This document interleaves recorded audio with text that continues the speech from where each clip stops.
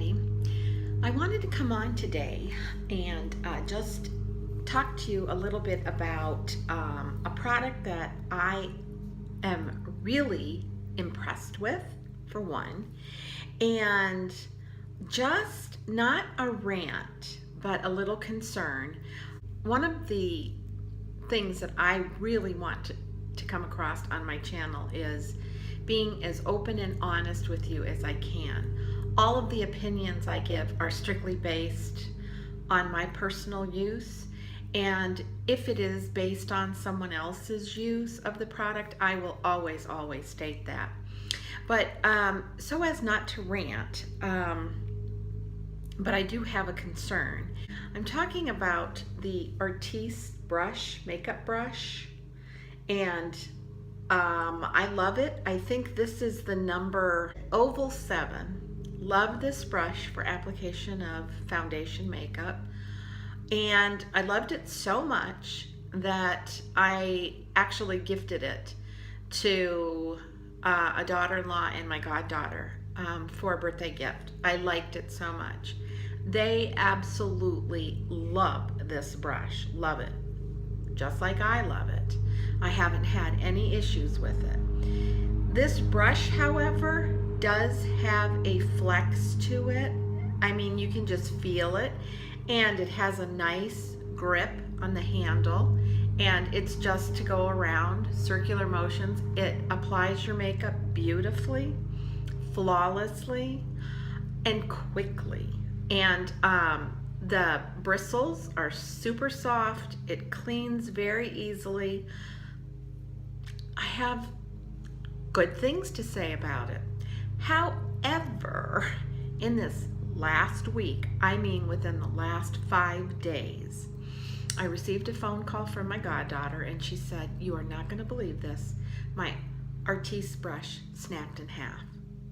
And I said, "What?" And she said, "Yes." So she's probably utilized it for maybe 6 months, 7 months. And I said, "Did you drop it? Did something happen?" She goes, "No, I was just putting on my foundation in my normal way, going in little circles, and snap." And I said, "Okay, I know the department store I purchased it from. This number 7 was hard to get because it always seemed to be out of stock. So I did purchase it for her through Dillard's, and so she is going to take the birthday gift card that I had given her when I sent it and take it back to Dillard's to see if she can get a replacement." And I said, "Let me know, because if you can't, I am definitely going to write into the company, because these brushes are not cheap. They are expensive. And do they do what they say they're going to do? Yes, I wholeheartedly believe so." I own this one, and I also own the Lash skinny little brush that I love. So just this morning, my daughter-in-law FaceTimed me, and she said, "I have to show you something." I said, "Okay," expecting it to be my sweet little grandbaby doing something fancy schmancy. And she shows me her brush. Broke, snapped in 2. And I was like, oh my gosh, that is the second phone call I have had in this past week about the brushes. So again, I said, were you using your brush in a hard manner? She goes, "No, just the same way I always do." She goes, "I was in the middle of an application, just like the other phone call," and she goes, "It just snapped."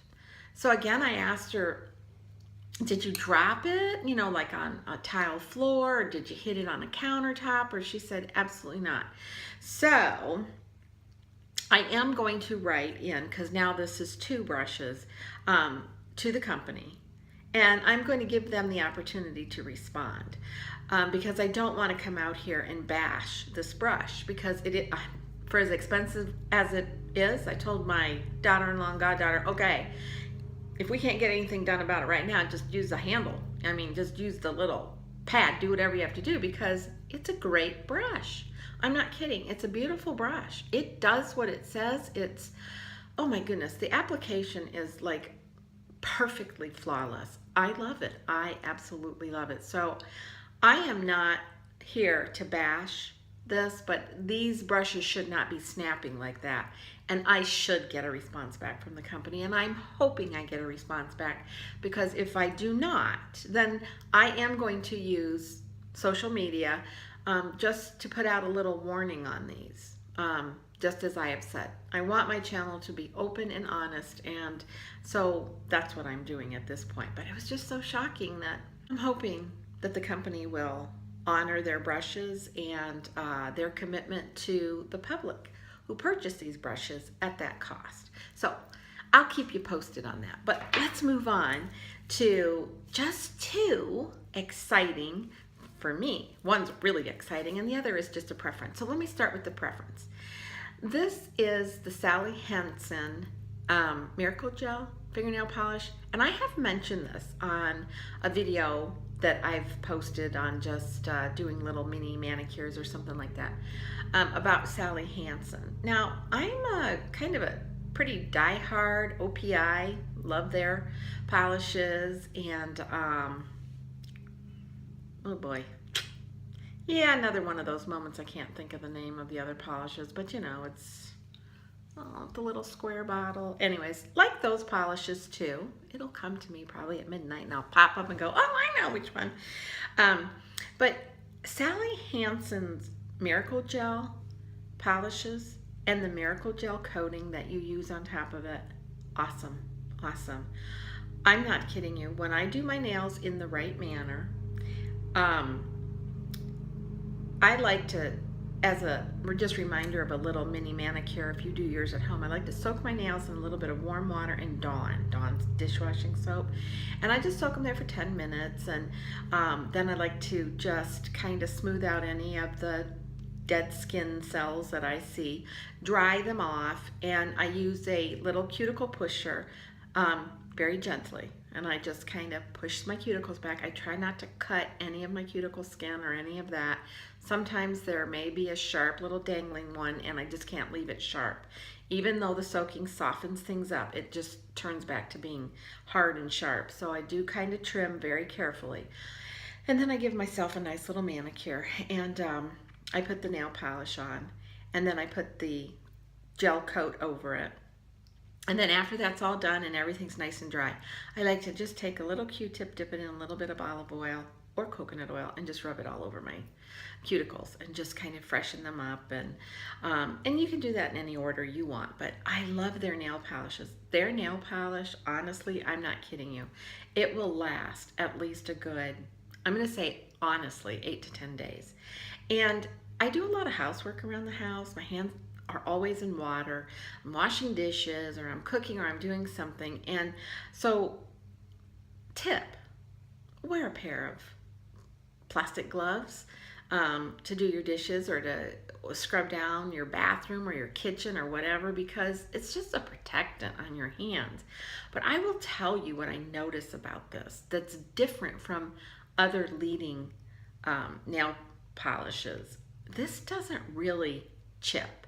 Like, you know how sometimes just there's a piece in there and it just chips and then it takes out a big chunk? This wears down. That's why I like this. You can just see and notice just a wearing down. And if you do get a chip, it's usually because you've kind of, maybe I've hit my fingers pretty hard on something and I'll notice a small chip. But even if I try to chip away, no, it's really good and hard and solid, and that's why I think your manicures last. And this particular color that I thought was so pretty is called Pinky Promise. I just thought nice little light color for the nails for spring, and so I'm going to do that later today. So that was kind of, I just wanted to mention the Sally Hansen Miracle Gel nail polish. And like I said, there's the Miracle Gel coating that you must put on over it, and I just think you'll be as happy with it as I am.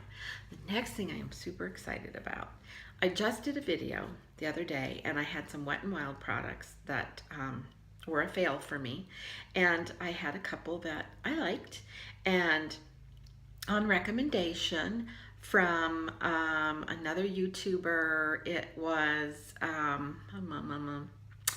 yeah, another one of those moments, Miss Golden Girl.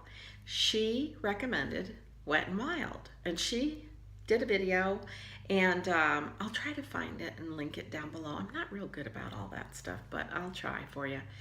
And I just kept looking at her skin before she really kind of got to this, and I'm like, wow, your skin looks really, really nice, really pretty, you know.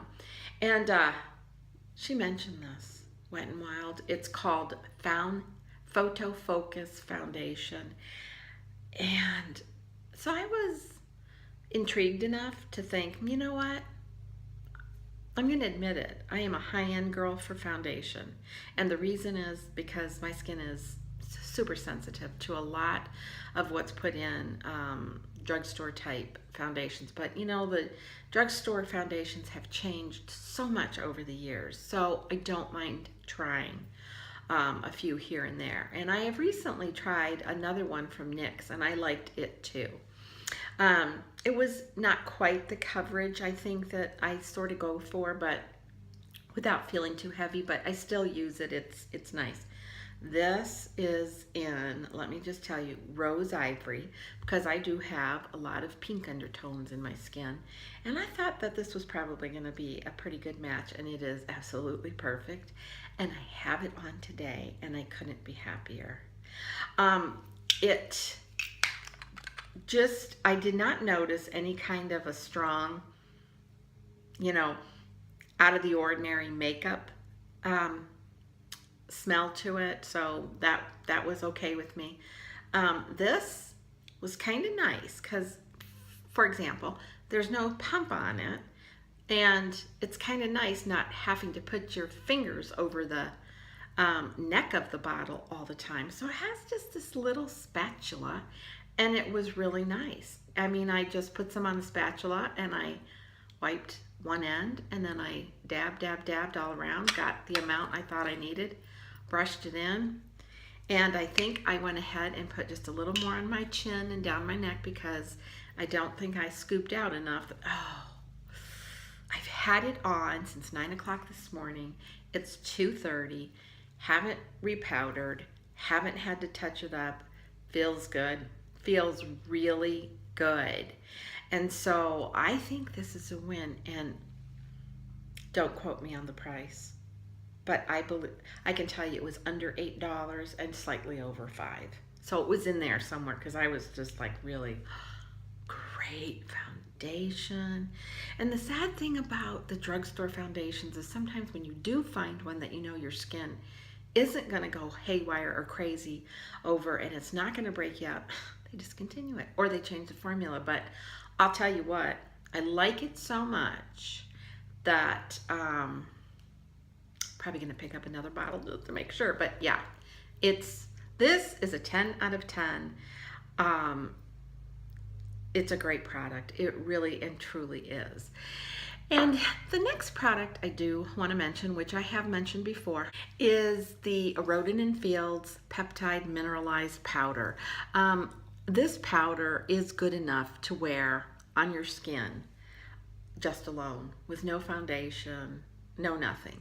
And today, because I was going out, I tend to want to use have a more fuller makeup face. That's just what I'm used to. And all week I just wore this, no foundation, and it felt so good to give that break to my skin. And it has peptides in it, and the peptides that are in this mineralized foundation are super good for your skin. This gives you a SPF 20 protection, and that's really nice. I happen to be using a skincare regimen by Roden & Field in the morning. It's called Reverse, and so I want to make sure that when I'm using it, I do put on the recommended sunscreen that comes in the regimen, because I want to make sure that I don't lose any of the potency of that particular ingredient on my skin as I'm going outside. So couple of really nice products that just wanted to share with you, and one we're going to get back on. And until next time, hope you enjoyed this. If you like it, just kind of give me a thumbs up. I never say that, but I guess I should. And be kind, be humble, and age gracefully. Bye-bye.